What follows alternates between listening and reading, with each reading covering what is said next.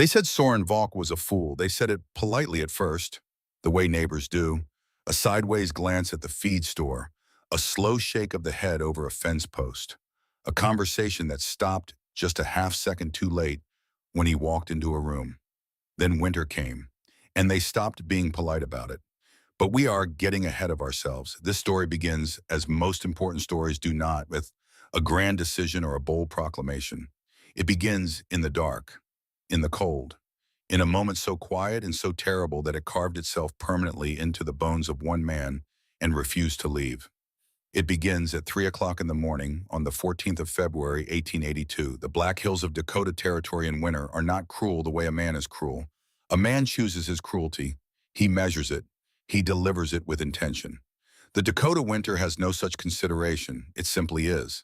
It presses itself against every wall, every window frame, every gap between logs with the patient, indifferent weight of a continent. It does not hate you. It does not even notice you. It is simply cold, and you are simply warm, and it will take that warmth from you the way a river takes soil steadily, completely, without malice, without end. Soren Valk understood this on an intellectual level. He understood it the way a man who has spent 20 years at sea understands the ocean. Not as a romantic force, not as a metaphor, as a physical reality with specific properties, specific behaviors, specific ways of killing you if you made the wrong calculation at the wrong moment. He had made his calculations. He had built his cabin. He had laid in his wood supply 12 full cords of hand-cut pine, which every experienced settler in the territory assured him was more than adequate for a family of 4. He had chinked the gaps between the logs with a mixture of mud and moss, just as Corbin Hale had shown him. He had positioned his iron stove in the center of the single main room, just as every other family in the settlement had done. He had done everything right. And at 3 o'clock in the morning on the 14th of February, his 6-year-old daughter Sigrid was burning up with fever, and the temperature inside his cabin with the stove running as hot as he dared push, it was 31 degrees, just below freezing, inside his home. He remembered every detail of that night with a precision that would never dull, no matter how many years passed over it. He remembered the sound of Sigrid's breathing, short, shallow pulls of air that seemed to cost her something each time. He remembered sitting on the edge of her small cot, his large hands completely useless, pressing a damp cloth against her forehead that was cold in the room air before he could even lay it flat. He remembered his wife Marin standing in the doorway to the back corner, where the children slept. Her arms crossed over her chest, her jaw set in that particular way she had when she was frightened, but refusing to show it. He remembered the fire. He had been feeding it constantly, all evening, all night.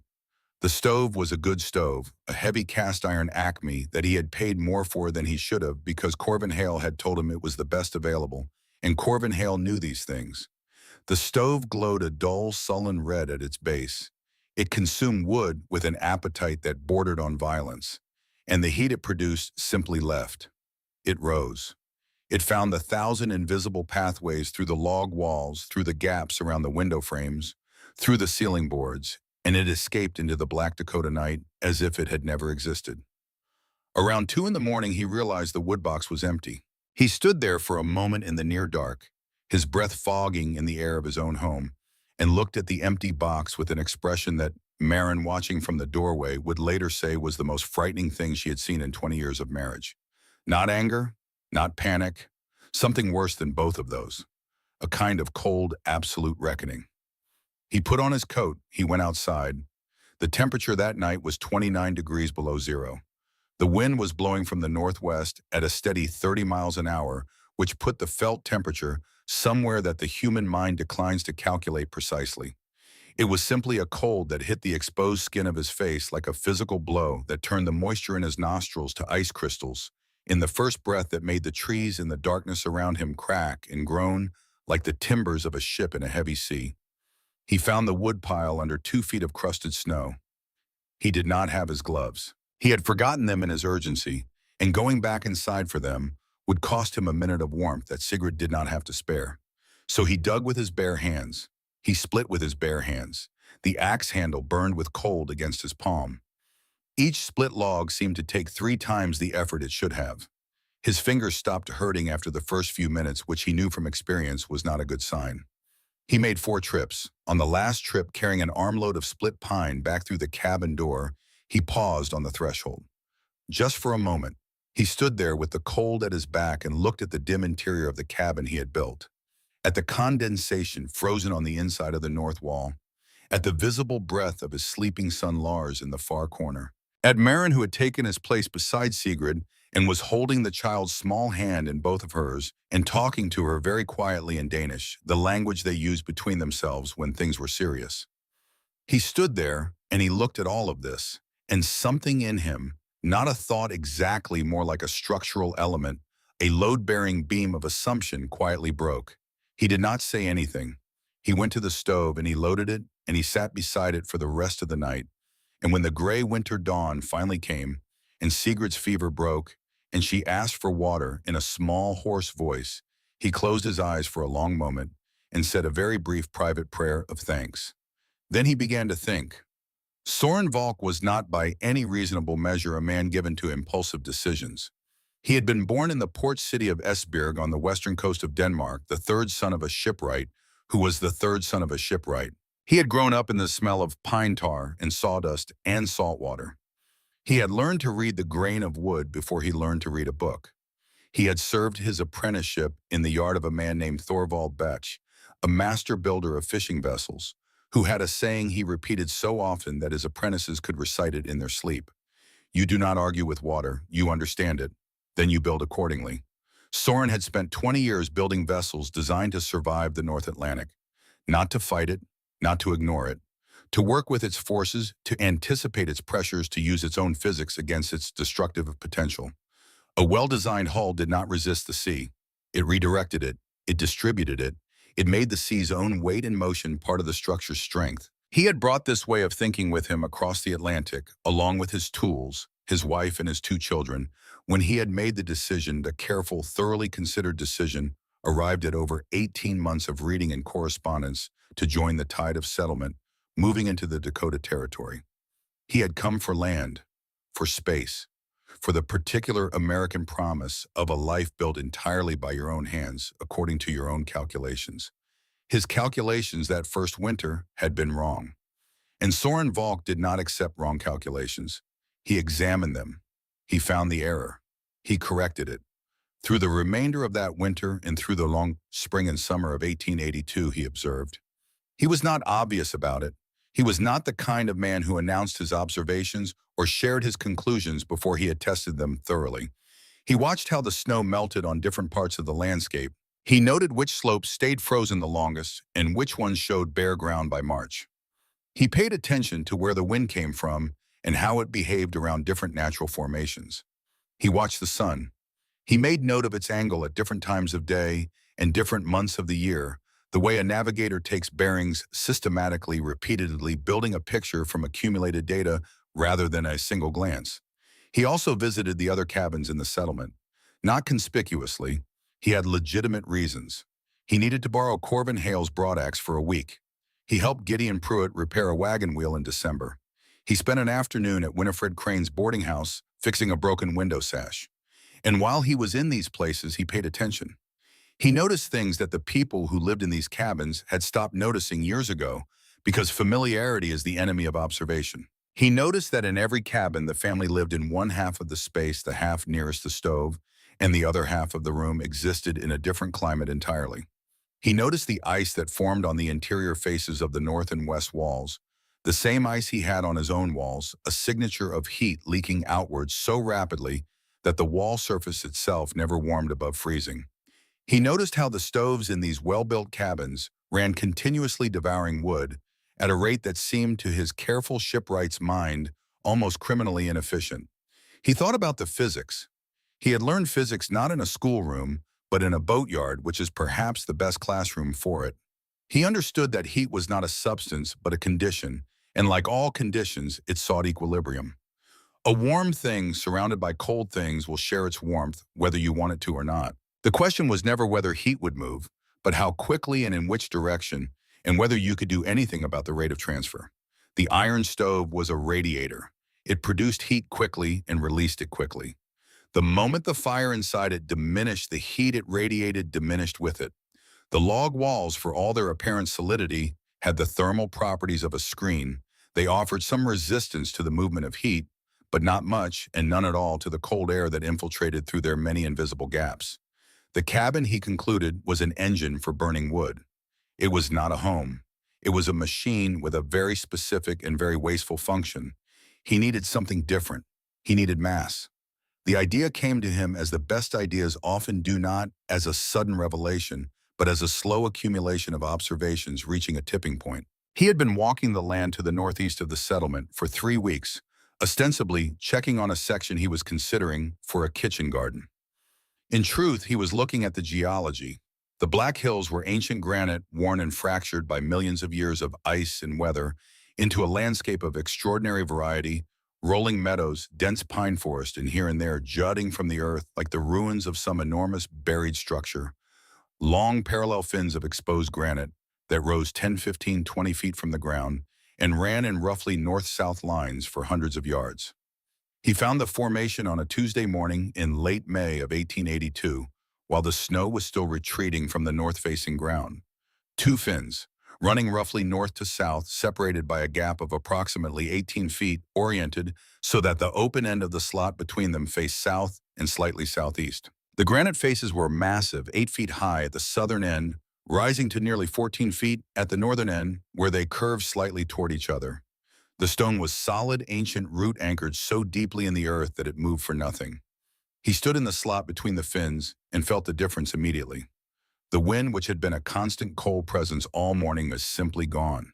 The gap was too narrow and too oriented for the northwest wind to enter with any force. It was 10 degrees warmer inside the slot than outside it. He turned to face south, and the winter sun, even in late May, still lower than it would ever be in Denmark, poured directly into the opening and struck the north face of the slot with a concentrated intensity that was almost startling. He stood there for a long time. He was not a man who smiled easily or often, but something moved across his face in that moment that Maren, had she been there to see it, would have recognized. It was the expression he wore when a calculation resolved, when the numbers came out clean. He pulled out the small notebook he always carried and began to draw. By August of 1883, his plans were complete. Complete in the way that a ship's design is complete before the keel is laid, not as a rigid blueprint, but as a thorough understanding of every force that would act upon the structure and every material choice that would respond to those forces. He had spent 15 months refining his thinking. He had drawn and redrawn the interior layout. He had calculated as precisely as he could, without formal instruments, the angle of the winter sun and its relationship to the orientation of his south-facing windows. He had made inquiries through a contact at a hardware merchant in Deadwood about the availability of masonry materials, brick, fire, clay, sand for the heater he intended to build at the cabin center. He had also said almost nothing about any of this to anyone. Not to Maren, who knew something was taking shape in his mind, but had learned in 20 years of marriage that pressing Soren before he was ready produced nothing useful. Not to Gideon Pruitt, who was the nearest thing he had to a friend in the settlement. Not to Corvin Hale, whose opinion on building matters was the closest thing this community had to an official judgment. The morning he staked out his claim on the granite slot, he told Maren over breakfast, briefly and directly, the way he told her most things. She listened without interrupting, which was one of the things he valued most about her. When he finished, she was quiet for a moment. Then she asked where the children would play. He explained about the south-facing opening, the light, the arrangement of the interior space. He described the windows he planned, the way the winter sun would come in at an angle and travel deep into the room. He told her about the masonry heater, the Kasselofen, and why it would work differently from the iron stove that had failed them. He told her about the north wall, the double layer, the insulating cavity. He explained the sod roof, the drainage, the wind protection. She listened to all of this as well. Then she said, "Right, that was all. 2 words." But from Maren, 2 words delivered in that particular tone were the equivalent of a signed contract. The settlement noticed within 2 days. Corvin Hale noticed first, which was not surprising. Corvin Hale noticed everything that happened within a 3-mile radius of his farm, and he noticed it with the focused attention of a man who had decided long ago that his own extensive experience qualified him to pass judgment on all of it. Corvin was 51 years old, broad through the shoulders, with the kind of hands that come from 30 years of physical work, with heavy materials, thick-fingered, scarred, permanently stained with the residue of his trade. He had built more than half the structures in the settlement, including the schoolhouse, the feed barn, and Winifred Crane's boarding house, which was the largest building for 20 miles in any direction. He was not a boastful man, but he was a confident one, and his confidence was not without foundation. He knew wood, he knew joinery, he knew the specific demands of Dakota winters in a way that came only from surviving a dozen of them. He stood at the edge of the meadow and watched Soren Valk working in the granite slot clearing brush, measuring with a plumb line, doing something with a length of cord stretched between the two rock faces, and the expression on his face was the expression of a physician watching someone attempt surgery with a butter knife. He spoke to Gideon Pruitt, who had stopped his wagon on the track nearby to observe the same spectacle. "There's 100 acres of good timberland within a mile of here," Corvin said. "Flat, workable, good drainage. And that man picks the one spot in the territory you can't even turn a wagon around in." Gideon Pruitt was a more charitable man than Corvin Hale.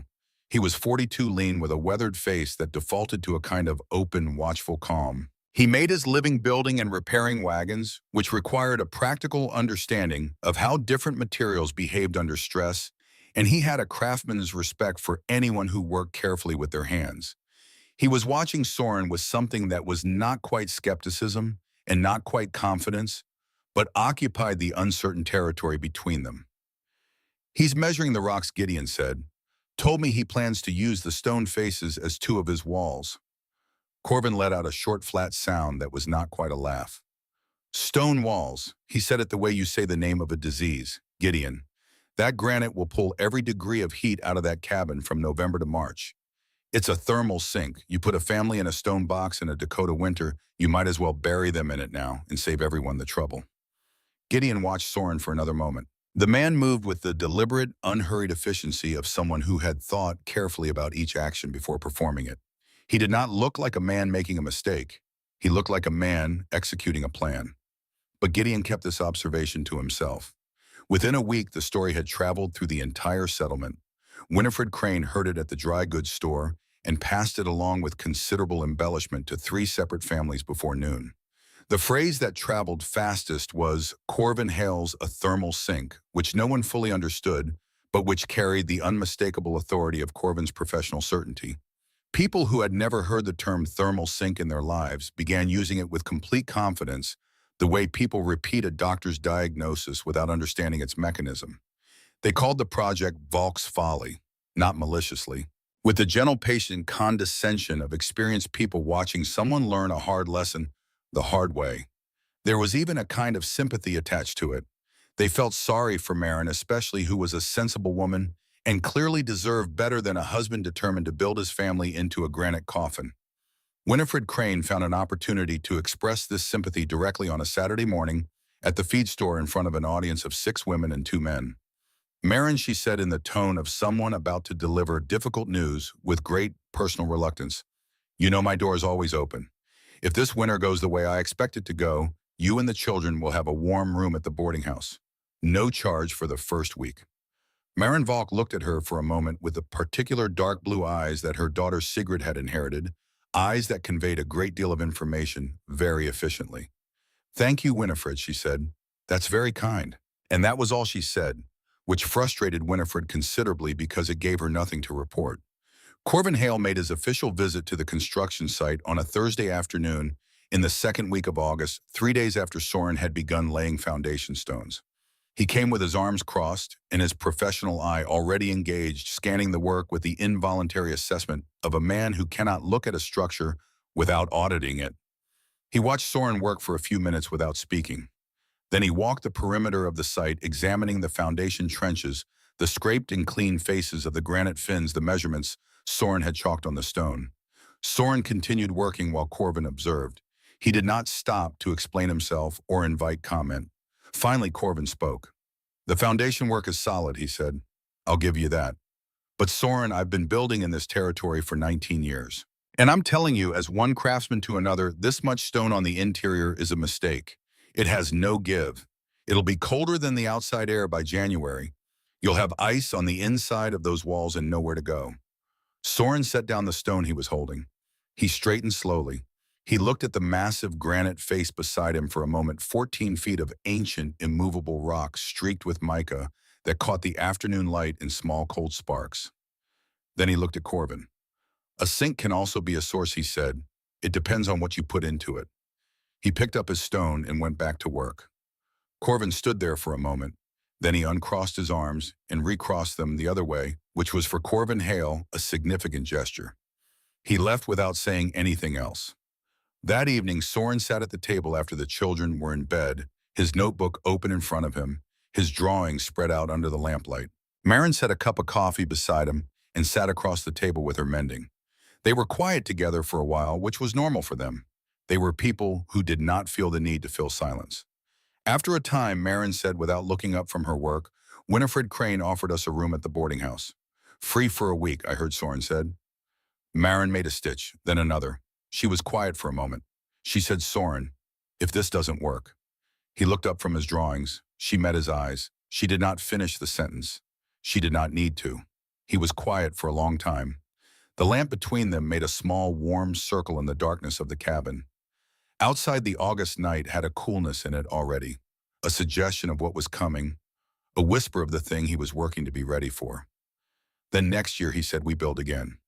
She held his gaze for a moment. Then she looked down at her mending. He looked down at his drawings. Outside, the wind moved through the pine trees with a sound like distant water, and the black hills held their ancient silence, and summer began very quietly to end. In the morning, he went back to the granite slot. He had a plumb bob and a measuring line and a set of chalk marks on the stone that represented months of calculation. He had large south-facing windows to frame and a north wall to double layer and a roof to think about and a masonry heater to build from the ground up, a structure so different from what every person in this settlement understood as a stove that he expected it to generate its own category of mockery. He had 8 weeks before the first hard frost. He set his measuring line. He checked his chalk marks against the morning sun, watching where the light fell on the stone floor of the slot, confirming the solar angle calculations he had made and remade through the spring and summer. The light fell exactly where he had predicted. It struck the north face of the granite at the angle he needed at the time of day that would matter most in December. He allowed himself privately one small moment of satisfaction. Then he picked up his tools and went to work. The settlement watched from a distance. They shook their heads. They said what they had already said in various combinations, and they believed what they already believed, which was that a man who built against the grain of common knowledge was a man who would be corrected by winter. They were not wrong to believe this. Winter had corrected many men in the Dakota Territory. Good men, experienced men, men who knew the land and respected its demands and still found themselves in the depths of January staring at the bottom of a woodpile and doing desperate arithmetic. But Soren Valk was not thinking about what winter would do to him. He was thinking about what he was going to do to winter. He set his first foundation stone in the ground with the careful precision of a man who understood that everything built above it would rest on this decision. He checked it against his line. He checked it again. It was level. He reached for the next stone. The mockery continued. He did not hear it. He was already somewhere else, somewhere in the deep physics of granite, in sunlight, in slow heat, in the patient ancient language of stone, which had been storing and releasing warmth since long before there were men to misunderstand it. The walls would rise, winter would come, and the stone would remember. The walls rose through August, not quickly, not with the efficient speed of Corvin Hale's crew who could frame and raise a standard log cabin in 4 days when the weather cooperated and the lumber was cut. Slowly, deliberately. The way a man builds when he is the only one building, and when every decision he makes has no precedent in anything the people around him have ever seen or done. Soren Valk worked alone.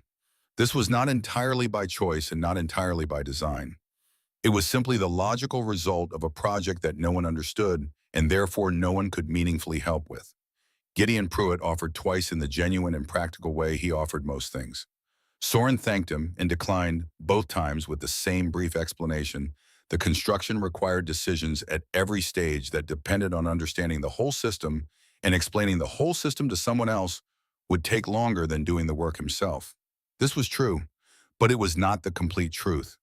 The complete truth was something he did not say to Gideon or to Marin or to anyone. The complete truth was that he had watched over the previous winter and the construction seasons before it, how experienced builders responded when a design deviated from what they knew. They corrected it, instinctively helpfully, with the absolute confidence of men who had built dozens of structures and knew what worked.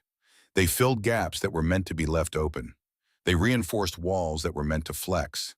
They optimized for their own understanding of the problem, which was not his understanding of the problem. He could not afford that. Not with this. Not with the whole winter riding on every joint and every layer and every calculated inch of orientation. So he worked alone, 6 days a week, from first light to last. The north wall went up first. This was the wall that faced the prevailing winter wind, the wall that would take the full force of the blue northers that came down from Canada with a violence that still surprised him even in his third Dakota winter. He built it as he had designed it, not as a single wall, but as two walls with a deliberate cavity between them. The outer wall was logs 10 inches thick, carefully scribed to fit the uneven, lower surface of the granite fin where it met the ground. He took his time with the scribing.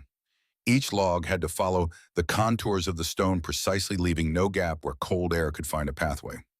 This work was slow and exacting and would have impressed Corvin Hale had Corvin been watching, which he occasionally was from a distance with his arms crossed. Against the inner face of this log wall, set back 18 inches, he built a second wall of stacked and mortared fieldstone. The cavity between them he packed tightly with dry moss and sawdust material he had been collecting and drying since spring. The result was a north barrier nearly 3 feet thick in total log air and insulation cavity stone that would present to the interior of the cabin not the cold face of an exposed wall, but the inner surface of a well-insulated thermal structure. He worked on this wall for 11 days. When it was done, he stood back and looked at it in the early September light, and he felt the particular satisfaction of a thing built exactly as it was conceived, not approximately, not adapted to convenience. Exactly. It was Marin who noticed first the way wives notice things their husbands are determined not to show. The way he held his right hand slightly curled at his side when he came in at evening. The way he ate less at supper. The way he sat at the table afterward without opening his notebook, just sat staring at the drawings already spread there, as if reading them required more from him than he currently had to give. She did not ask directly. She knew better. Instead, one morning in the second week of October, she set a basin of hot water on the workbench without comment and went back to her cooking. He looked at the basin. He looked at his hands. The right one was cracked across 3 knuckles deep enough that cold had worked its way into the cracks, and the skin around them had gone an angry dark red. The left was better, but not much. He had been working without adequate protection in temperatures that were no longer forgiving of that choice, and his body was presenting him with the invoice in the particular silent language of physical work pushed past its limit. He put his hands in the hot water and said nothing. That evening, after Lars and Sigrid were in bed, Marin brought up the possibility of asking Gideon Pruitt to help with the remaining foundation work. She said it carefully without pressure, the way she said most things that mattered. Soren was quiet for a long time. He looked at his hands wrapped now in clean cloth she had dampened with the tincture she used for the children's scrapes. He flexed the right one, slowly testing what it still had in it. If Gideon builds it, he said finally, Gideon will build it the way Gideon knows how to build. And every place where his knowledge and my design are in conflict, his hands will resolve that conflict without either of us noticing until winter makes it visible. Marin looked at him across the table. Then you'll need to protect them better, she said. He nodded. He wore his heaviest gloves the next morning. He worked more slowly. But he worked. The east and west walls required no construction at all. They were already there. The 2 granite fins, cleaned and scraped of their loose surface material, rose beside him on both sides, ancient, immovable, and different. He had mortared the base joints where the cabin's foundation met the stone faces, filling every crack and irregularity with a mixture of lime mortar and fine sand that he mixed himself in a wooden trough each morning. Where the granite surface was too irregular to mortar directly, he fitted small cut stones as shims and mortared over those. The fins were not perfectly plumb. Nothing that old and that natural is perfectly plumb. But they were close enough, and they were solid in a way that no man-made wall could replicate. A single cubic foot of this granite weighed nearly 170 pounds. The fins were each 4 feet thick at their base.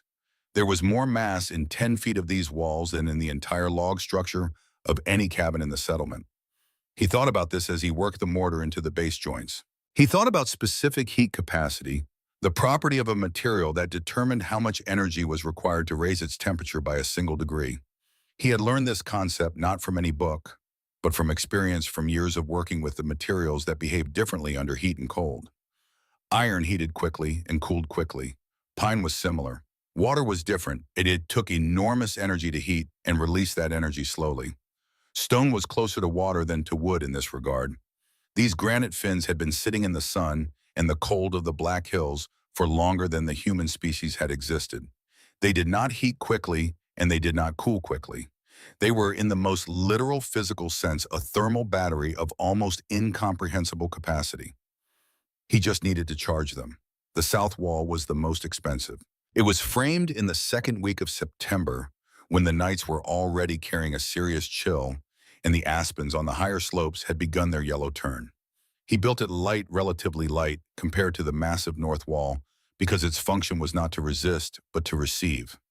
2 large window openings, each nearly 4 feet wide and 3 feet tall, positioned at a height and angle that he had calculated would allow the low winter sun to penetrate as deeply as possible into the interior, striking the stone floor and the north wall's inner surface at the hours of maximum solar intensity. The windows themselves arrived from deadwood on Gideon Pruitt's wagon, carefully wrapped in burlap. They were double-paned in extravagance that Soren had included in his order, with full knowledge of what it would cost and full conviction that it was not an extravagance at all, but a structural necessity.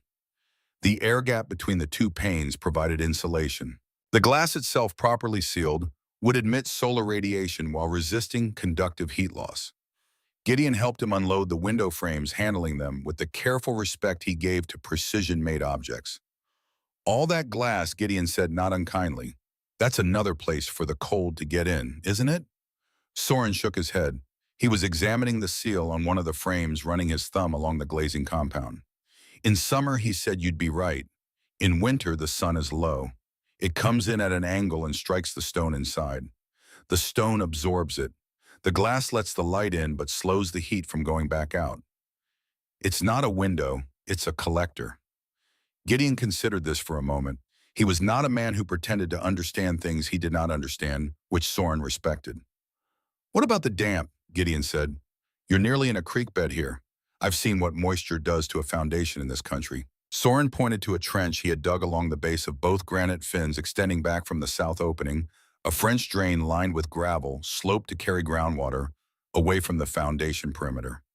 The moisture has somewhere else to go, he said. Gideon looked at the drain, he looked at the windows, he looked at the granite fins rising on both sides. He was quiet for a moment with the expression of a man reassessing a calculation. Then he said, all right. He helped Soren carry the window frames inside without saying anything else about it. The roof went on in the last week of September. Heavy log rafters laid across the span between the north wall and the south wall framing, spanning the full 18-foot width of the slot. Over the rafters, he laid a continuous waterproof membrane of birch bark, sheets of it, overlapping like shingles harvested from fallen trees across 3 separate locations, because he had refused to strip living trees of material they needed. Over the birch bark, he placed a layer of cut sod, dense prairie turf, lifted in thick bricks from a meadow half a mile away. The sod layer was a foot thick. It was heavy. The rafters had been dimensioned to carry it, calculated with the same care he brought to everything. The grass was still alive when he laid it, and would, if the moisture conditions stayed reasonable, remain alive through the winter, a living, breathing, insulating mat above the cabin's interior, its roots in soil and organic content providing thermal resistance that no single man-made material could replicate at reasonable cost. The roof did not look like a roof, it looked like a small hillside. The finished structure, seen from the south as the October light fell on Oshidim, had an appearance that was unlike anything else in the territory. The 2 granite fins rose on either side like the shoulders of something large and patient. Between them, the sod roof and the log and stone walls were barely distinguishable from the landscape around them. The south face, with its 2 large windows catching the afternoon light, was the only element that announced the presence of human habitation. Everything else seemed to have grown there. Winifred Crane, passing in her buggy on the track above, pulled her horse to a stop and looked at it for a long moment. "Lord have mercy," she said to no one in particular. She did not mean it as a compliment. The masonry heater took 3 weeks. This was the element that drew the most comment because it was the most visible and the most incomprehensible to anyone who walked through the cabin during its construction. It occupied the center of the main room, a massive structure of brick-cut stone and fireclay that rose from a specially reinforced section of the stone floor to within 2 feet of the ceiling. It was large, larger than any stove the settlement had ever seen, larger in fact than some of the beds in the homes around it. Its internal structure was complex in a way that its exterior gave no hint of. Inside the thick masonry shell, the flue did not run straight from firebox to chimney in the simple direct path of a conventional stove.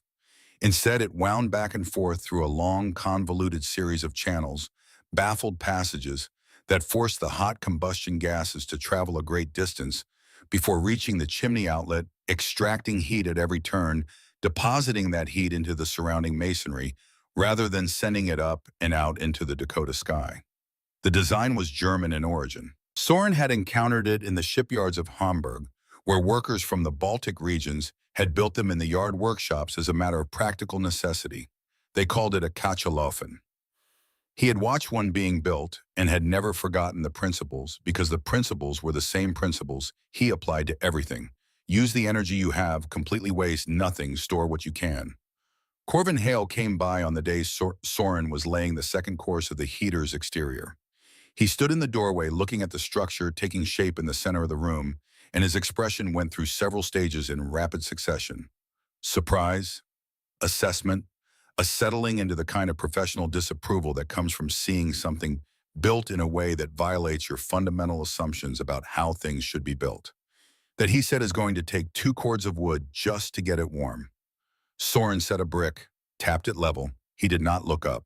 "The first time, yes," he said. "After that, it holds." Corvin moved into the room, walking around the structure, examining it from different angles. He was not a stupid man. He could read a construction even when he did not understand its purpose. He saw the complexity of the internal channeling, the thickness of the walls, the careful selection of materials. He saw that it was not sloppily built. It was built with the same precision as everything else Soren had constructed here. "It's going to take up 1/3 of your floor space," Corvin said. Soren set another brick. "It's going to heat the other 2/3, he said. "All night, without a fire." Corvin looked at him. "Without a fire," he repeated. Soren set another brick. Corvin left. The first hard frost came on the 8th of October. The masonry heater was complete, but not yet fully cured. The lime mortar and fireclay in its internal structure needed to dry slowly and completely before the first sustained fire or the thermal shock of rapid heating could crack the carefully laid channels and compromise the whole system. He had built in his timeline for this. He had planned for it. What he had not planned for was the early storm. On the 19th of October, a week before he had intended to fire the heater for the first time, the sky turned the particular hard gray that meant serious weather. By evening, snow was falling. By midnight, it was a full storm, not the season's worst, not by a significant margin, but more than enough to drop the interior temperature of the cabin to a level that was deeply uncomfortable. The heater was not ready. He knew with complete certainty that firing it now, before the mortar had fully cured, risked cracking the internal channels. A crack in the right place could allow combustion gases, including carbon monoxide, to enter the living space rather than exhausting through the chimney. The probability was not high, but it was not zero. And the consequences were not inconvenience. They were death. He did not fire it. Instead, he brought every blanket and quilt they owned into the main room.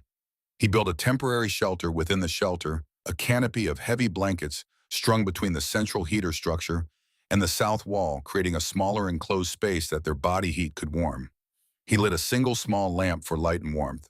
He laid their sleeping mats on the stone floor, which was cold, but not as cold as the air, because the earth beneath it retained some of the season's residual warmth. The 4 of them spent 3 nights like this. Maren did not complain. This was the thing about Maren.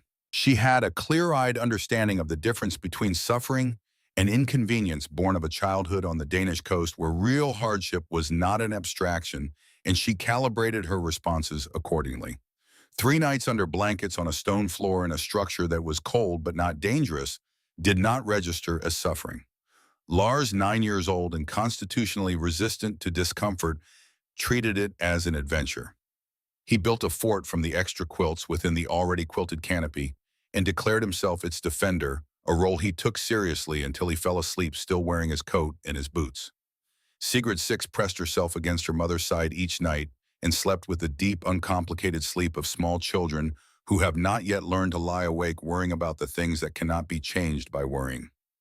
Soren lay awake. On the second night in the deep quiet of the storm, he heard Corvin Hale's voice in his memory, as clearly as if the man were standing in the room. Told you so. He lay there in the dark and felt the cold floor beneath him and listened to the wind finding the gaps in the world outside and doing what wind does, probing, testing, looking for weaknesses. He thought about the masonry heater 2 feet away from him in the dark, cold, and unlit waiting. He thought about everything he had built and why he had built it, and he stayed very still. With the doubt, the way you stay still, with physical pain, not fighting it, just letting it exist, knowing it is temporary. At 3 o'clock in the morning, he reached out in the darkness and placed his palm flat against the lower course of the heater's exterior. Cold, stone cold, but not forever. He lay back down. On the 26th of October, 11 days after the heater's completion, he judged the mortar fully cured. He built the first fire with the careful, deliberate attention of a surgeon, making the first incision small, hot, contained. He watched the chimney exhaust. He listened to the structure for the sounds that would indicate stress fractures, the sharp crack of splitting clay, the hiss of escaping gas. He felt the exterior surface at intervals with the flat of his palm tracking the way the heat moved through the masonry mass, confirming at each stage that the temperature differential between layers was within acceptable range. There was nothing wrong, no cracks, no smoke infiltration, no sound of anything failing.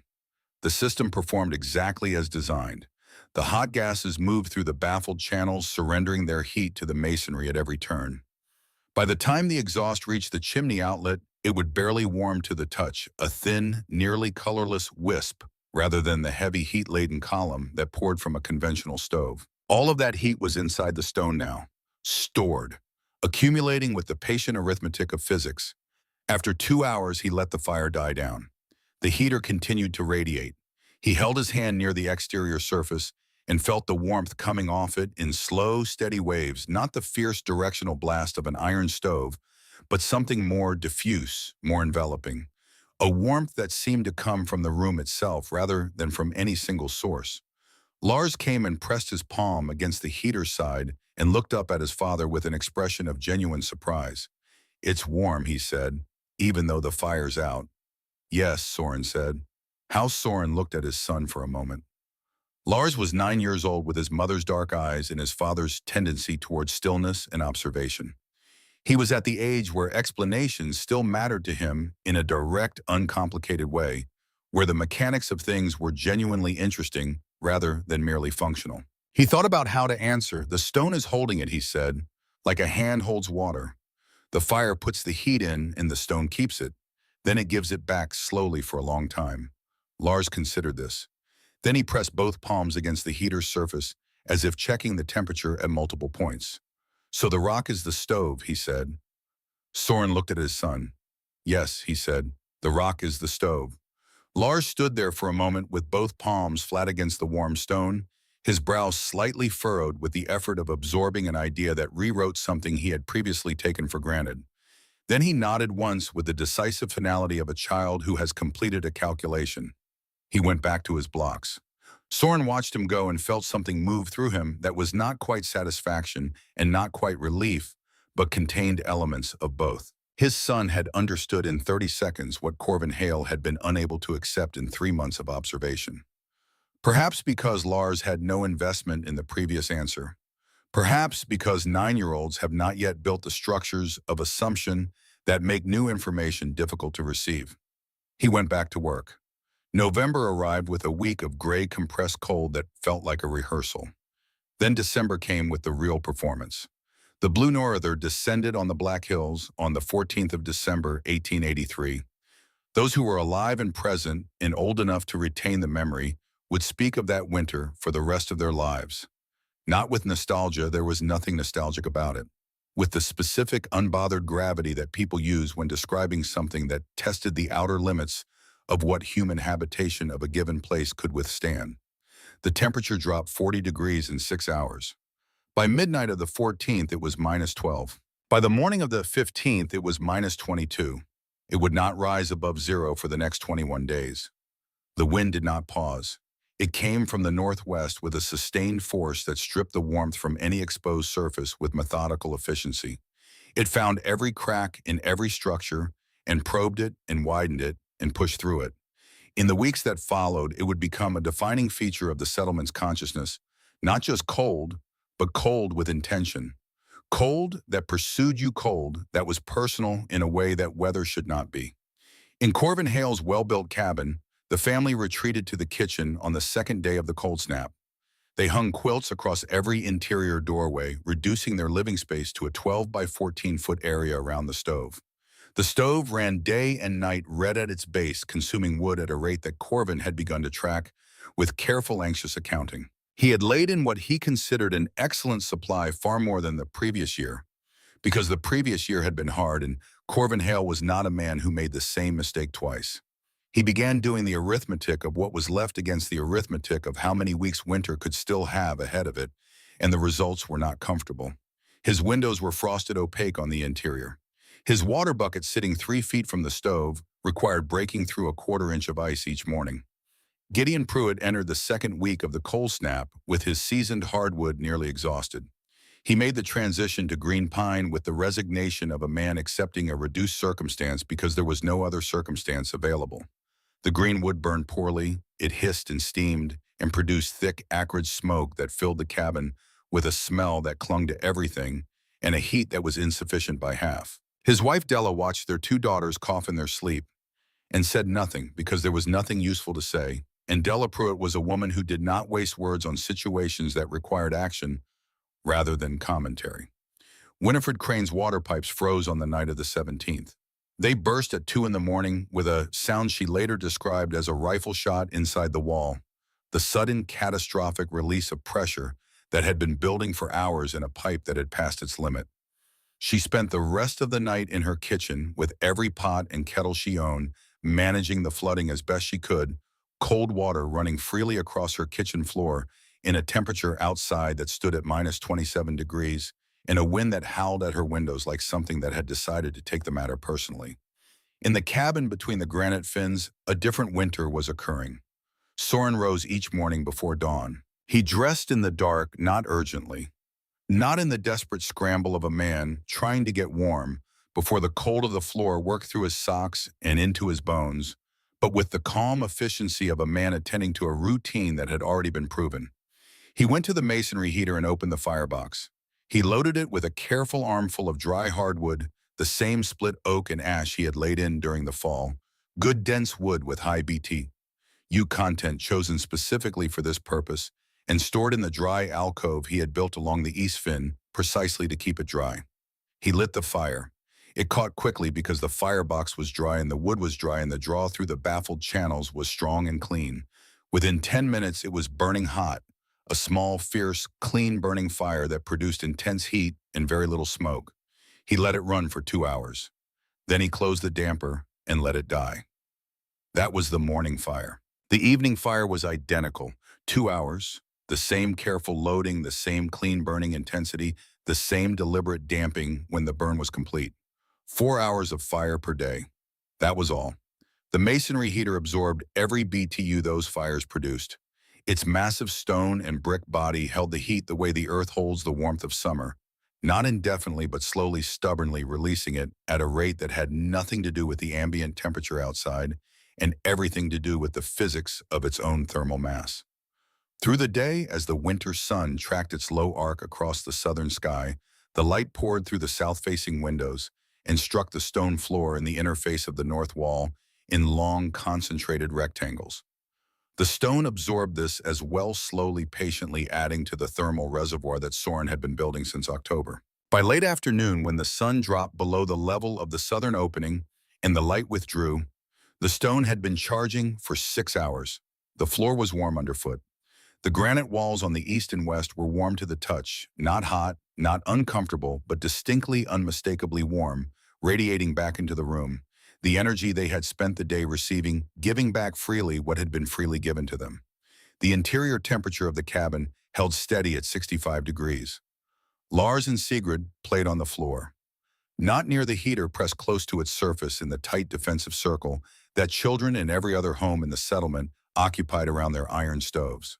On the floor, across the whole floor, they built constructions with wooden blocks in the far corners of the room.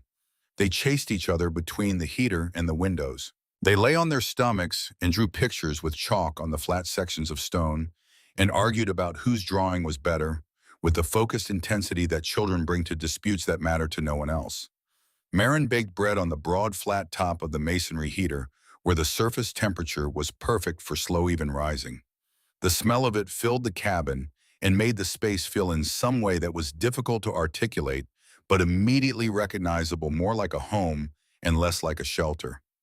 More like a place where life was lived rather than endured. She did not say this to Soren.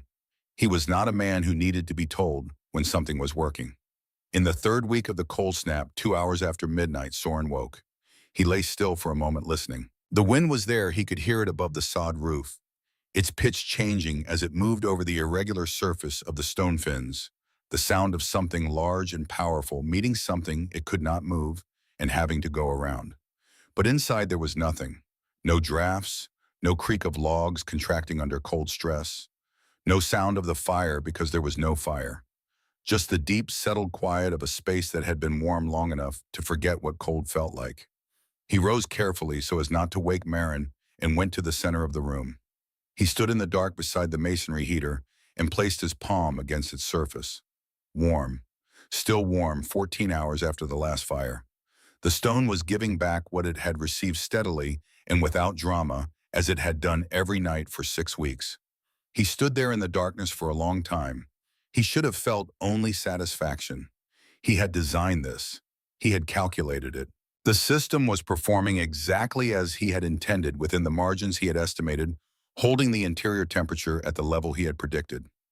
Everything was working, but at 2 in the morning in the dark alone with the wind working at the world outside and the deepest cold of the decade pressing against every surface of the life he had built, something else moved through him. Something that had nothing to do with physics or design or the performance of any system. It was not doubt exactly. It was something more fundamental than doubt. It was the question that lives beneath every decision a man makes, when the consequences of being wrong fall not on himself, but on the people he loves most. The question that no calculation can fully answer because it is not finally a mathematical question. Marin's voice from the dark of their first Dakota autumn. What if you're wrong? He had answered her with confidence. Or with something that sounded like confidence, which is sometimes the same thing and sometimes is not. The thing underneath the confidence, the thing he had never said aloud to anyone, had barely permitted himself to think in the full light of consciousness, was that he knew he was right about the principles. He was certain about the physics. Thermal mass was not a theory. Specific heat capacity was not an opinion. Solar gain through south-facing glass was a measurable, reproducible, documented fact. These things were as true as anything he knew. What no amount of calculation could guarantee was the execution.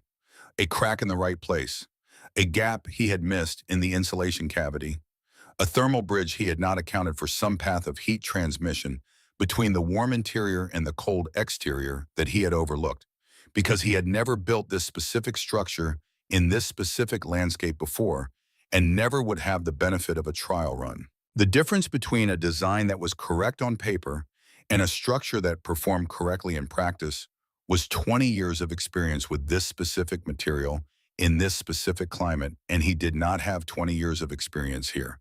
He had 2 winters and a lot of careful thinking. And careful thinking, however rigorous, was not the same thing. He knew what he knew. He did not know what he did not know. He stood in the dark with this for a long time, pressing his palm against the warm stone, letting the evidence of his senses argue with the uncertainty in his mind. The stone was warm. That was real. The children were sleeping warm. He could hear Sigrid's slow, easy breathing from the corner. Nothing strained in it, nothing effortful, just the uncomplicated breath of a child who was simply comfortable. The floor was warm under his bare feet. The air on his face was warm. These were facts. Physical, immediate, undeniable facts. And yet, he pressed his palm harder against the stone.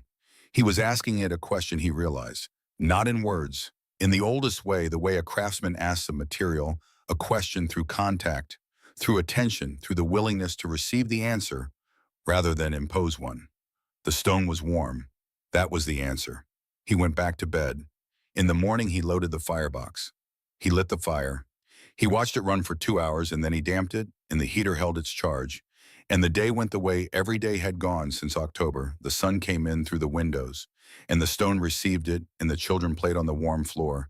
And Marin moved through the space with the quiet efficiency of a woman who has been given what she needs to do, what she intends to do.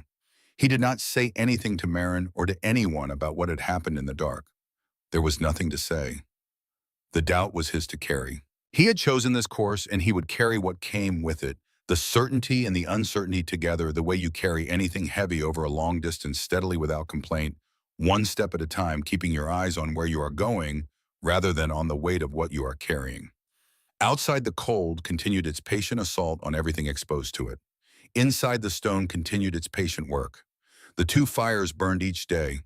The sun came through the south windows when it came, and the stone received it without hurry.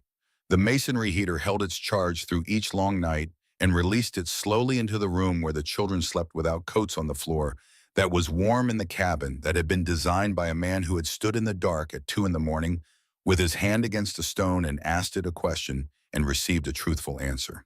And the woodpile which Soren had feared might be barely adequate stood in the storage alcove nearly untouched.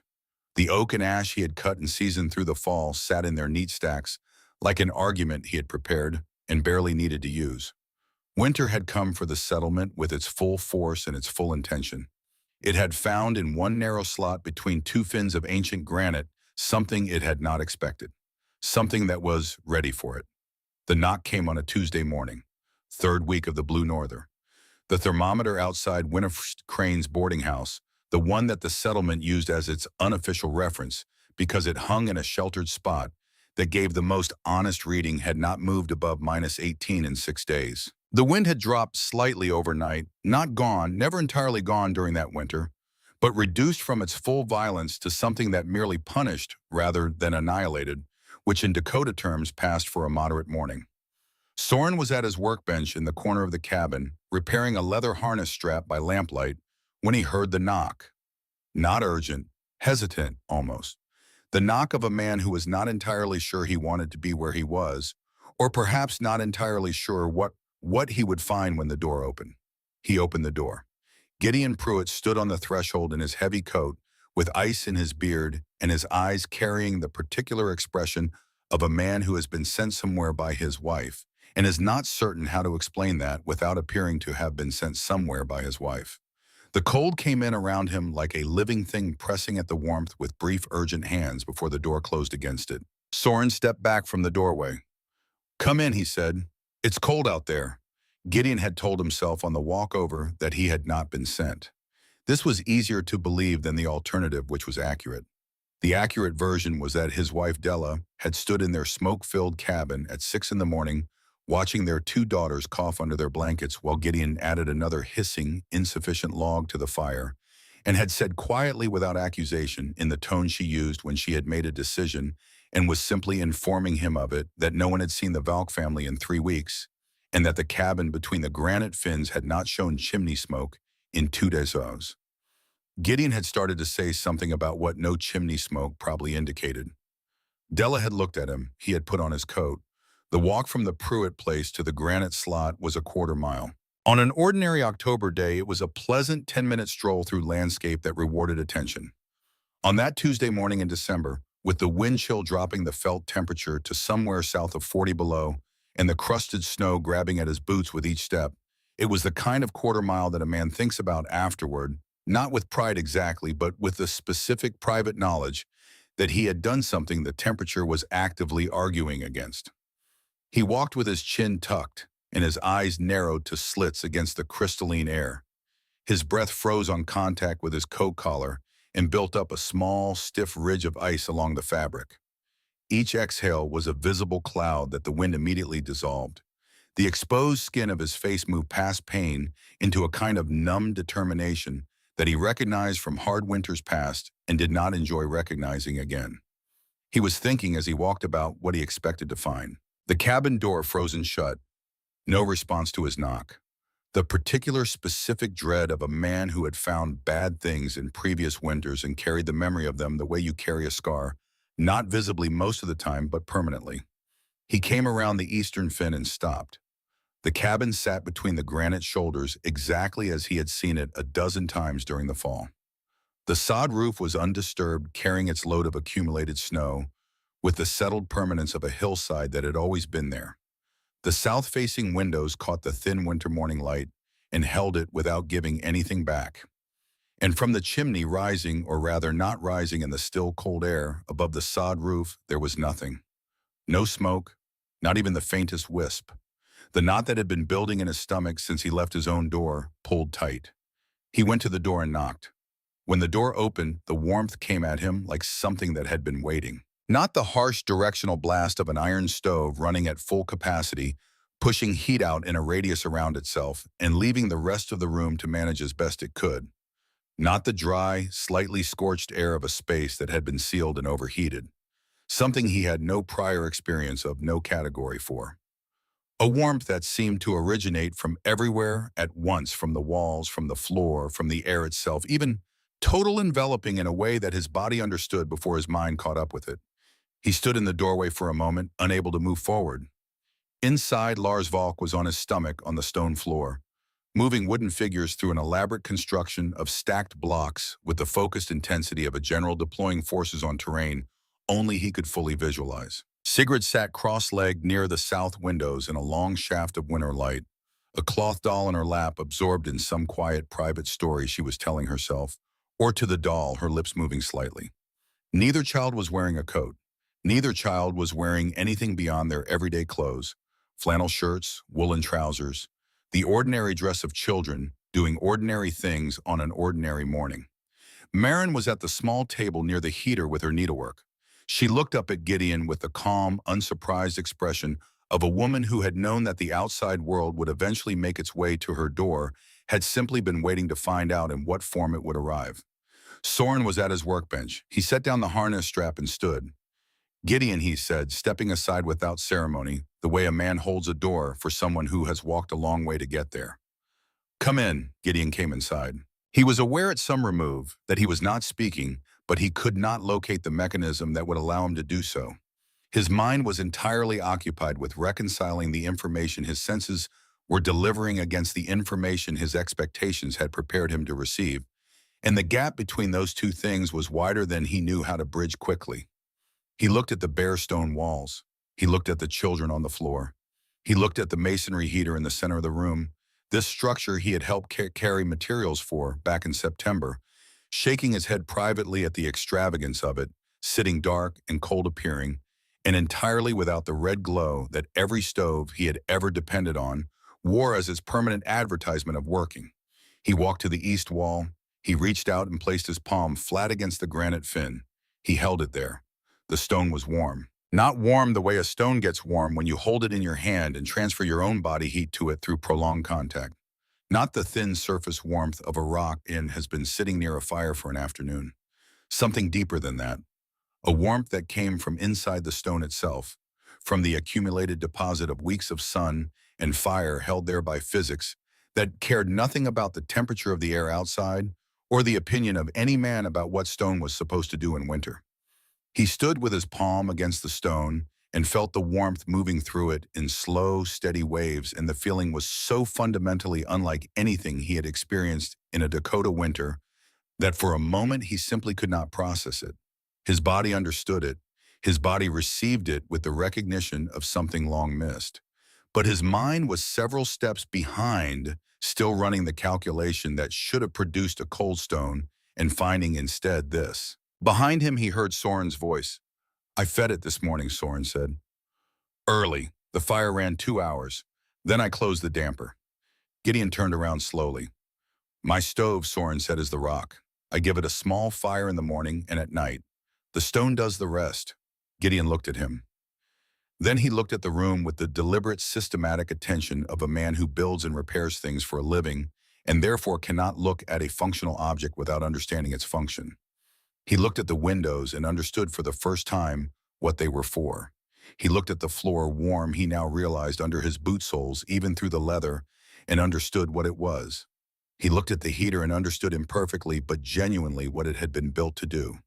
He looked at his own hands, red and cracked and slightly trembling from 3 weeks of managing a fire that ran around the clock and still could not keep his daughters from coughing under their blankets at night. 3 weeks of burning green pine because the seasoned wood was gone and the green pine was what remained between his family and the simple fact of the cold. He sat down heavily on the nearest bench. How he said. The word came out differently than he had intended, quieter, without the skeptical edge he might have given it 2 months ago, with something underneath it that he hadn't planned to put there. Soren pulled a chair to the table and sat across from him. He did not rush. He did not perform the satisfaction of a man who has been vindicated. He simply began to explain in the same direct, unhurried way he did most things, the principles that had guided every decision he had made in this construction. He talked about thermal mass, about specific heat capacity, the property that determined how much energy a material could absorb before its temperature changed, about the difference between a material that heated quickly and lost that heat quickly, like pine or iron, and a material that absorbed energy slowly and released it slowly, like granite, like the dense brick of a properly built masonry heater. He talked about how mass was a bank. It took deposits slowly and it paid them out slowly, and what made it useful was precisely this slowness, this refusal to rush the transaction in either direction. He talked about the granite fins, about how their mass, hundreds of tons of it, root-anchored in the earth, since before human memory, was not the liability Corvin Hale had identified, but the greatest asset the site possessed. The goal of his design had not been to fight the cold with heat the way a conventional stove fought it, matching the cold's relentless pressure with relentless combustion. The goal had been to accumulate enough stored warmth in the stone and the masonry heater, in the earth-insulated floor, that the cold simply could not drain the reservoir before the next day's sun replenished it. He talked about the masonry heater, about efficiency, about how a conventional stove sent the majority of its energy up the chimney in superheated exhaust, wasting the potential of the wood it consumed at a rate that would have seemed criminally careless to any engineer who calculated it, about how the baffled internal channels of the Kachelofen were designed to extract heat at every turn of the flue, depositing it into the surrounding masonry rather than venting it into the sky, about how a small, very hot, complete burning fire for 2 hours produced more useful heat than a large continuous smoldering fire for 12, because the small fire burned clean and the masonry captured everything it produced. He talked about the windows, about solar gain, how the low winter sun, which everyone in the territory experienced as weak and unreliable, because they had not positioned their structures to receive it, was in fact a steady and significant heat source from mid-morning to mid-afternoon every clear day. About how the south-facing double panes admitted that solar radiation and resisted its departure, working as a one-way valve rather than a simple gap in the wall. He talked about the north wall, about the double layer and the insulating cavity, about wind protection, how the granite fins completely shielded the cabin from the prevailing northwest wind, eliminating the convective heat loss that was in most conventional cabins, a larger drain on warmth than conduction through the walls. Gideon listened without interrupting. When Soren finished, Gideon was quiet for a long time. Maren had set a cup of coffee in front of him without being asked the way she did things, simply practically without announcement, and he held it in his cracked hands and felt the warmth of the cup travel through the damaged skin of his palms, and thought about warmth for perhaps the first time in his life as something that could be designed rather than simply fought for. He looked at the floor where Lars had abandoned his blocks and come to lean against his father's knee with the easy, unconscious trust of a child who had never once been cold in this room and therefore had no reason to stay close to any particular source of heat. Just standing beside his father because he wanted to, the way children stand beside their fathers when everything is the way it should be. "All right," Gideon said finally. He said it the way a man says something, when the two words he has chosen are carrying the full weight of a much longer statement that he does not have the language or perhaps the composure to make in its proper form. The news traveled the way news travels in small, isolated communities, in deep winter, imperfectly, urgently growing, with each retelling accumulating details that were not always accurate, but that were emotionally true to the experience they were trying to convey. Gideon told Della that evening, standing in their smoke-thick kitchen, still wearing his coat because removing it was an act of commitment to the temperature of the room that he was not yet ready to make. He told her what he had seen and what Soren had explained, and Della listened with the focused, practical attention she gave to information that had direct consequences for her children's survival. She asked 3 questions. Gideon answered them as precisely as he could. Then she was quiet for a moment and looked at the wall and said, "We're going to need to talk to him properly in the spring." By the following morning, 3 families had heard versions of the story. By the evening of the day after that, the entire settlement knew something, even if what they knew varied considerably from household to household. The responses varied according to character and circumstance. Some people received it with immediate unguarded relief, the relief of people who had been suffering a thing they had accepted as inevitable and were now being offered evidence that it was not. Others received it with the skepticism that repeated hard experience teaches as a protective measure. Too many Dakota winters had punished optimism to allow it free passage through common sense. And some received it with something more complicated, something that mixed relief and resistance in proportions that could not be easily separated, because to accept the story completely was to accept a kind of judgment on choices they had made. Corvin Hale received it in this last category.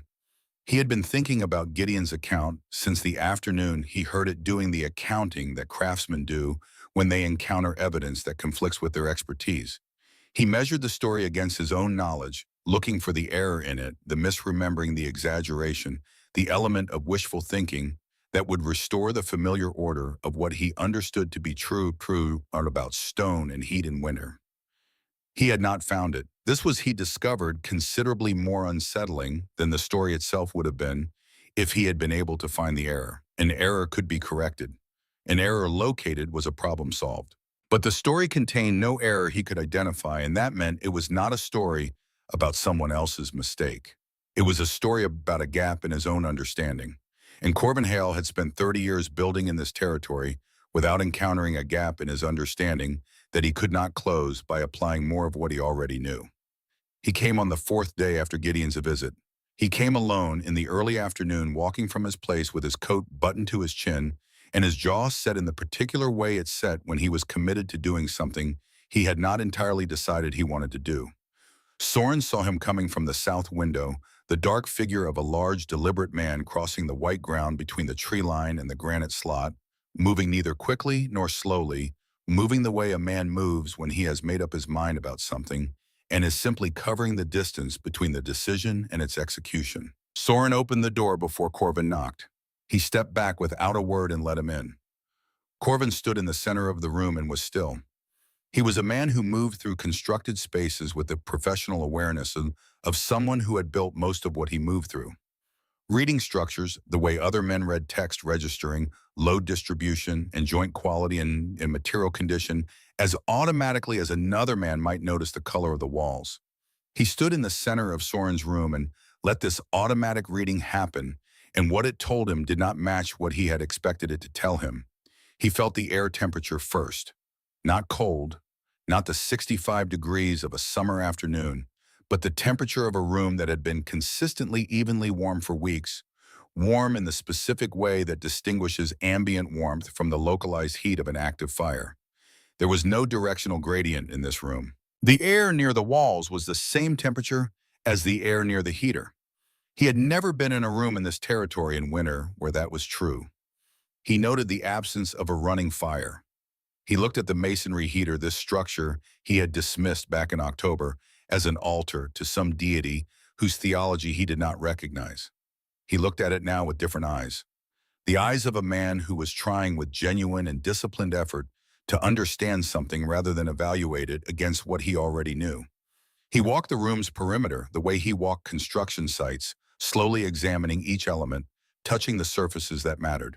He went to the south windows and looked at the angle of the thin winter light coming through them, the way it fell across the stone floor in a rectangle several feet deep, and he thought about where that rectangle would be in midsummer versus midwinter, and what the difference in angle would mean for penetration depth, and he understood, not completely, but enough what Soren had intended with the window placement. He went to the north wall and pressed his palm against the interior stone surface. Warm. Not as warm as the heater, but distinctly warmer than any interior wall he had ever touched in a Dakota December. He went to the east granite fin. He placed his palm flat against the stone. He held it there. He held it there for longer than he had held it against the north wall, and longer than that, and the warmth under his palm was steady and deep and real, in the way that only physics is real, not subject to argument, not modifiable by preference, simply present, simply true. He closed his eyes. Marin had taken the children to the storage alcove on some quiet domestic pretext, understanding, without being told, that the room needed to be clear for whatever was happening between these two men. The cabin was very quiet. Outside, the wind moved over the granite fins with its constant winter voice, and inside there was only the stillness of a warm room and the sound of Corvin Hale's breathing, as 30 years of professional certainty encountered something it had not been built to accommodate. He stayed there with his eyes closed and his palm against the warm stone for a long time. Something was being rearranged. Not discarded, his knowledge of wood and joinery and load distribution and the specific behavior of log construction in extreme cold was as valid as it had ever been. But it was being placed in a different position relative to something it had not previously accounted for. There was a room in the house of what Corvin Hale knew, and that room had been locked for 30 years, and the key was a Danish shipwright who had built in a granite slot that no sensible man would have chosen, and the door was standing open. When he opened his eyes, he looked at his own hand, not at Soren, at his own hand, palm down against the warm stone, cracked and stained with the work of 3 decades. The hand that had built more cabins in this territory than any other man's. The hand that had been certain, absolutely and publicly certain, that stone in winter was death. He took his hand from the stone. He turned and looked at Soren. Soren stood in the center of the room and looked back at him. He had not moved from where he was standing when Corvin entered. He had watched the entire examination without speaking, without prompting, without the expression of a man waiting for his vindication to be acknowledged. He was simply present, simply watching with the patient stillness of a man who has been still for a very long time already and knows how to continue. A long moment passed. "We've been fighting it," Soren Corvin said. His voice was different from its ordinary register, lower, without its customary authority, but not diminished by the absence of that authority. Made more honest by it, if anything. The voice of a man speaking from a place he had not previously occupied. All this time, every winter, every cord of wood. "We've been fighting it." He took his hand fully from the stone and stood looking at the space between his palm and the granite. "You've been listening to it," he said. He turned and looked at Soren directly, and the look between them was not the look of a man who has been defeated and a man who has won. It was the look of two craftsmen in the presence of a truth that is larger than either of them, and the appropriate response to which is not triumph or concession, but simply recognition. Soren looked back at him without triumph and without performance. He was a man who had been right about something at considerable cost, and who understood that the rightness was not a prize to be displayed. It was simply a fact, the way the temperature of the stone was a fact. You could feel it or not feel it, believe it or not believe it, but it did not change. After another long silence, Soren said, "Sit down, Corvin. Marin will make coffee." Corvin sat down. The spring came the way it always came to the Black Hills, not as an event, but as a negotiation, a slow and non-linear process of the cold relinquishing its authority, in stages retaking ground it had surrendered, giving it up again until one morning in late March, the balance shifted for the last time, and the world was simply beginning to be warm. When the ground was passable and the settlement could gather without the urgency of survival crowding out every other consideration, people began to come to Soren. Not in a group, one at a time or in pairs, usually a husband and wife, sometimes a man alone. They came in the particular way that people come to someone who knows something they need to know, when the knowing of it requires admitting they did not know it before, with genuine curiosity, mixed with residual pride, moving carefully in the space between the two. They had spent a winter being wrong about something important. The learning that followed had to be received in a way that made it useful rather than humiliating. And Soren understood this with the precision that came from being a man who was often the only person in a room who knew something and had learned over a lifetime that the fastest way to ensure that knowledge remained useful to no one was to deploy it as a weapon. So when the families came, he did not lecture. He walked. He went with each family to their land, their actual specific land, the particular acres and ridges and swales and exposures of the place they were trying to live, and he walked it with them, slowly, the way he had walked his own land in 1882, paying attention, building a picture from accumulated observation rather than a single assessment. And he asked questions. He asked Gideon Pruitt, "Where does the snow melt first on your property?" In March, Gideon pointed to the south-facing slope behind his barn without hesitation. "That slope," Soren said, "receives the same low-angle winter sun I collect through my windows." "What does your north wall look like from inside in January?" Gideon described the frost. Soren nodded. "That frost is a map of your heat loss," he said. "Every inch of ice is a record of a BTU that went the wrong way." He asked a newly arrived family named Aldrich, preparing to break ground on a homestead 2 miles to the east, "What direction does your worst wind come from?" "November through February." "Always from the northwest," the husband said. Soren walked the full perimeter of the land they had chosen for their cabin site and stopped at a slight rise on the northwest corner. Not dramatic, not the kind of feature that would catch most people's attention. "That rise," he said, "is worth more to you than 20 feet of extra log wall. It will interrupt the wind before it reaches your north face. Build close to it." He asked Corvin Hale, who came not as a student, but as a colleague, and whom Soren treated accordingly, about the stone foundation that Corvin used in his standard construction. Corvin described it in detail, depth width, mortar mix, the way it was dimensioned to carry the log courses above it. Soren listened carefully and asked 2 follow-up questions. Then he said, "You're already building the first 6 inches of a thermal mass system with every foundation you lay. You've just never continued it above grade."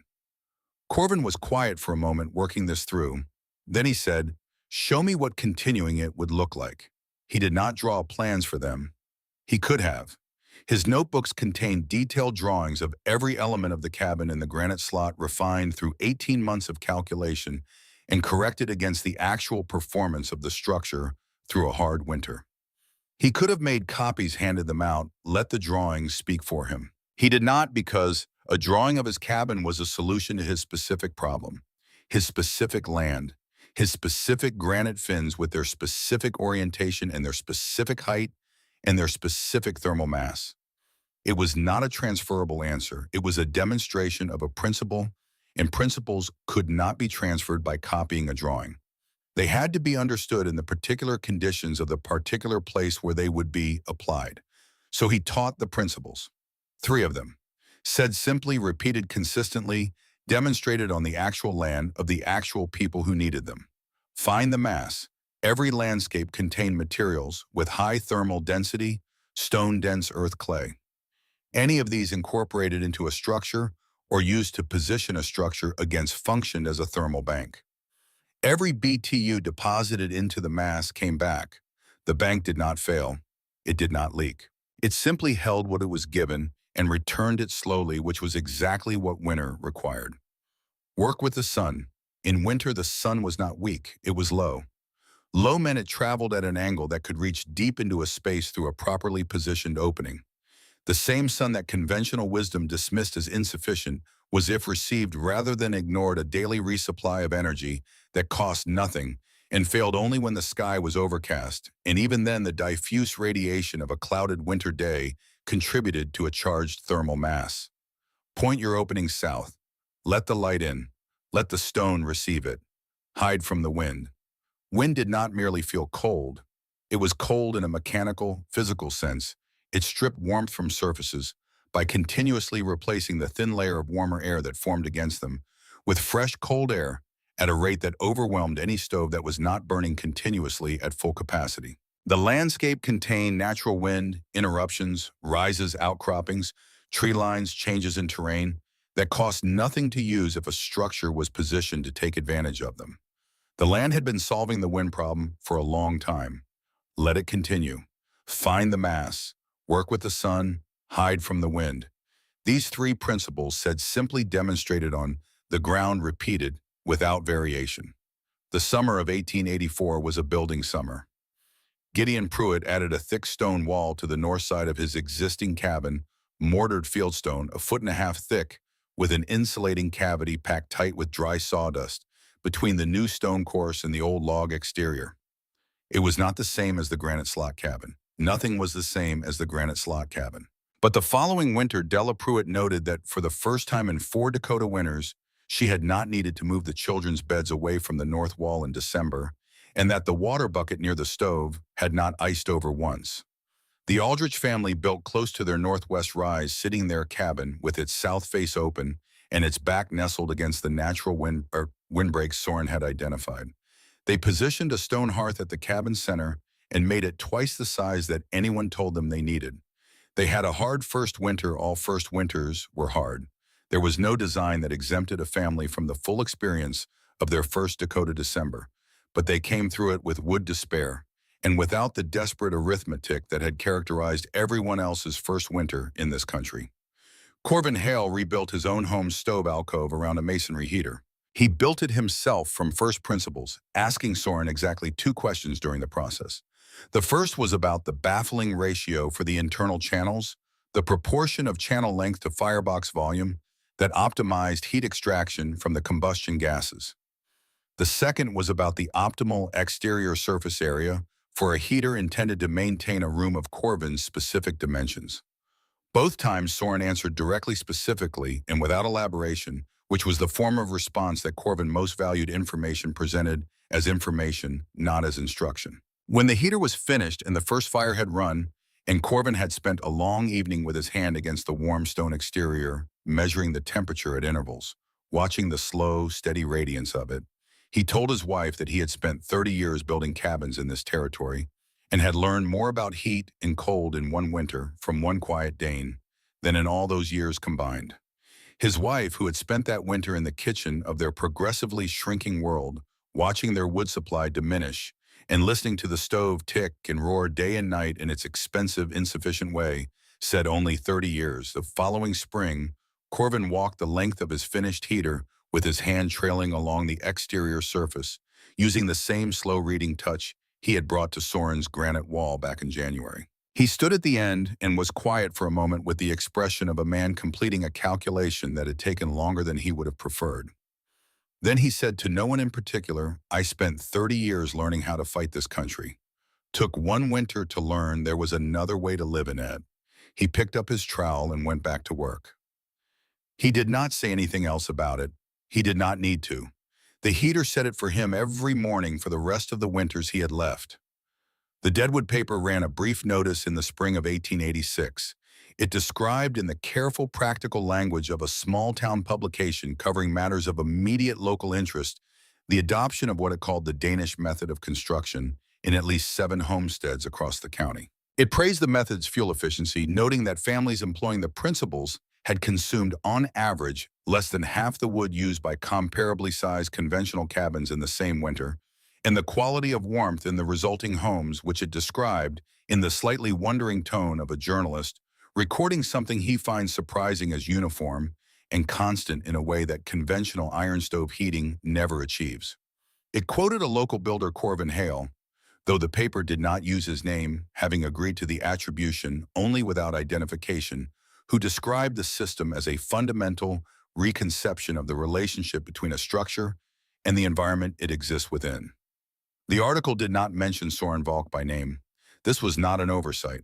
The reporter had come to the cabin between the granite fins and asked politely and directly whether Soren would consent to being identified as the originator of what the paper was calling the Danish method.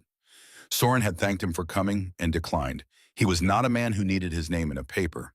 He was a man who had needed his children to be warm, and they were warm, and the settlement around him was incrementally warmer than it had been, and the gap between those two facts was sufficient. The article's language, Danish method, was not entirely accurate, and Soren knew it. The principles were not Danish.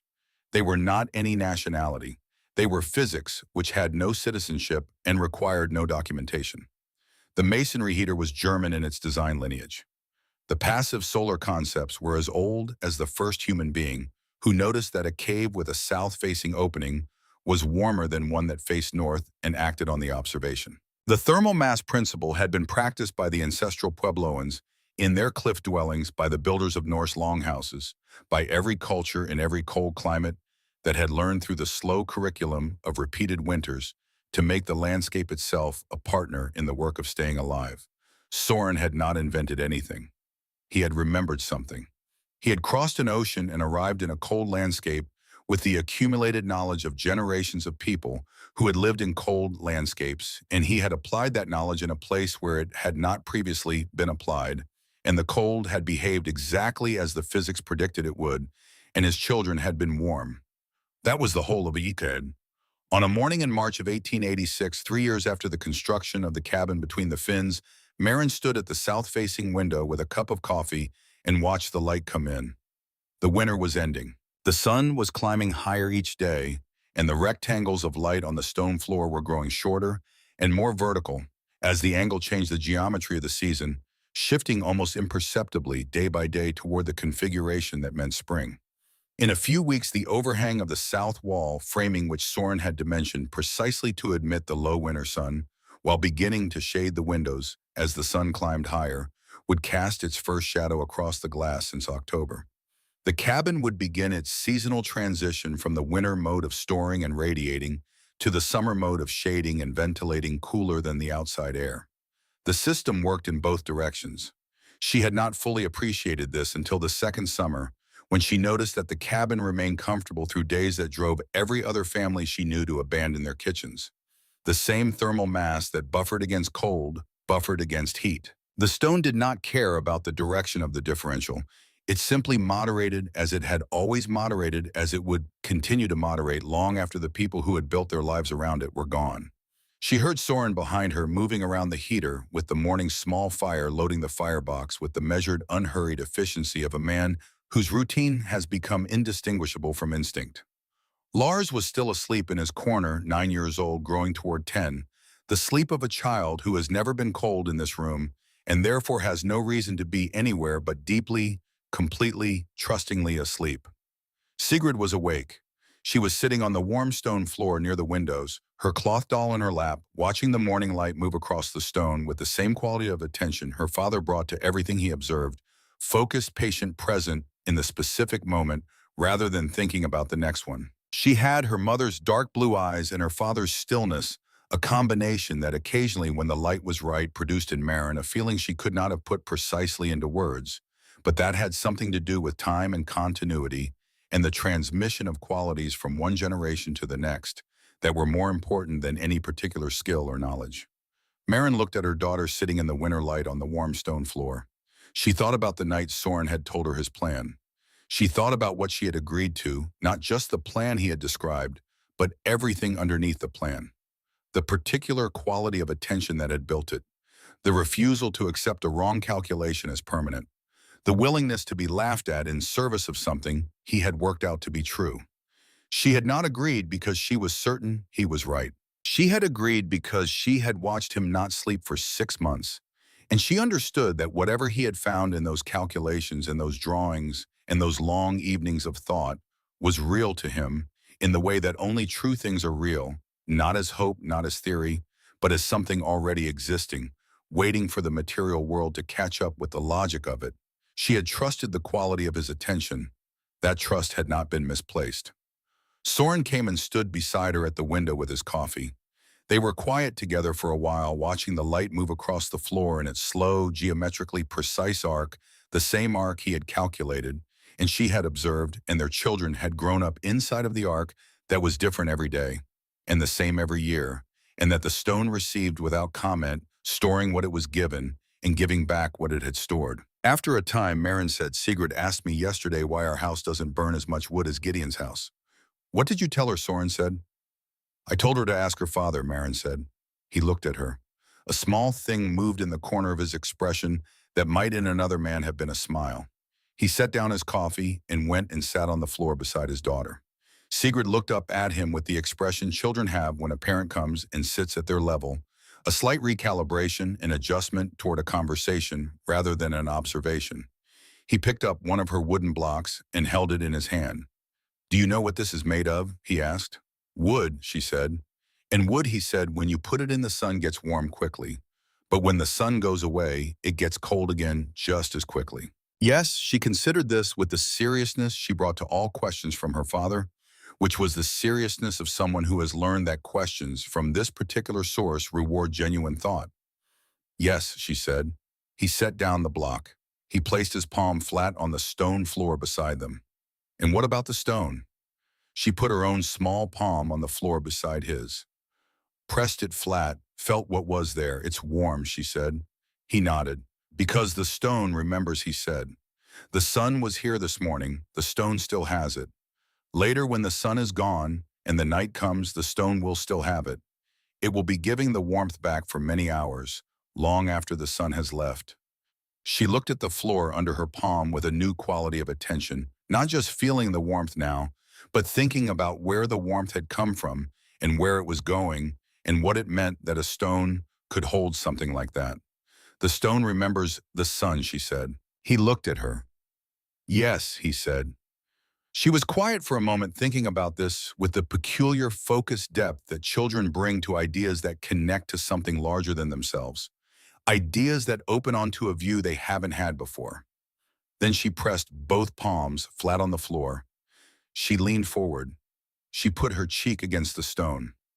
Soren watched his daughter lying on the warm stone floor of the cabin he had built, her small cheek pressed against the granite, listening to it the way you listen to something that has something to tell you. He did not say anything. He did not need to. There is something that the Black Hills know about winter that the people who came to live among them had to learn slowly at the specific and unforgiving cost of the winters themselves. Winter is not the enemy. It is the season in which the true quality of your thinking is revealed. A warm summer will shelter almost any structure, forgive almost any miscalculation, paper over almost any gap in understanding with the generous indifference of mild weather. Winter removes all of that. It finds every error and makes it legible. It is in this sense the most honest season, the season that shows you exactly what you built and how well you understood the forces that would be brought to bear against it. Soren Valk had come to the Black Hills as an outsider, a Dane, a shipwright, a man who knew nothing about building in this specific landscape and everything about the principles that governed any landscape where cold and warmth were in fundamental and ongoing contest. His neighbors had looked at his choice of site and seen only what it was not. It was not a meadow. It was not flat. It was not the kind of ground where a standard cabin could be raised in 4 days by a competent crew with established methods. They were right about all of that. What they had not yet learned, and what Soren had carried with him across the Atlantic in the same invisible cargo as his tools and his family and his 20 years of understanding materials in relation to forces, was that the question was never what the landscape was not. The question was what it was. The granite fins were not a meadow. They were a thermal battery and a windbreak and a solar collector integrated into the landscape over millions of years by forces that had no interest in human habitation, but had incidentally produced something that served human habitation with a precision and a reliability that no man-made structure could replicate at any cost. Soren had not built a cabin. He had found a system that already existed, that the landscape had been refining since long before there were people to misunderstand it, and he had placed his family inside it. He had contributed the windows and the insulation and the masonry heater and the double north wall. He had contributed the calculation and the labor and the willingness to be called a fool by people whose good opinion he genuinely valued. He had contributed the night in February when his daughter's fever broke, and something in him broke with it a load-bearing beam of assumption that had been holding the wrong structure in place.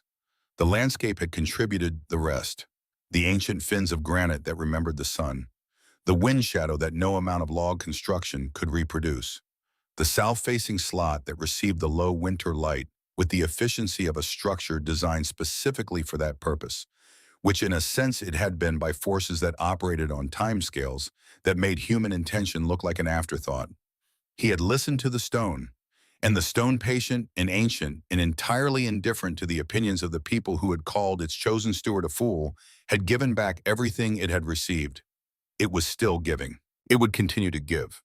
Long after Soren Valk was gone, long after the settlement was gone, long after the names and the stories and the three principles had passed out of living memory, the stone would sit in the sun of Dakota winters and absorb what it was given and hold it and release it slowly, the way it had always done, the way it would always do, because that was the physics of the thing, and the physics did not depend on anyone's understanding or approval to continue operating. The sun came through the south windows in the thin March light, tracking its slow arc across the warm stone floor, exactly as he had calculated it would 3 springs ago, standing in a narrow granite slot with a notebook and a plumb line, and a certainty he had never been able to explain in words, but had never not once doubted in the bones. Sigrid Valk lay on the warm stone floor, with her cheek pressed against it, listening. Lars Valk slept in his corner, breathing the slow, easy breath of a child who has never been cold in his own home. Maren Valk stood at the south window with her coffee, watching the light she had trusted a man to build a house around, and finding the light where he had told her it would be. And Soren Valk sat on the warm stone floor beside his daughter and watched her listen to the stone and felt something move through him that was not satisfaction and not relief and not vindication, though it contained the residue of all of those. It was simpler than any of them. It was warmth, just warmth, the long, slow, steady warmth of stone that has been given enough sun and asked simply to remember. The stone remembered. It always had, it always would.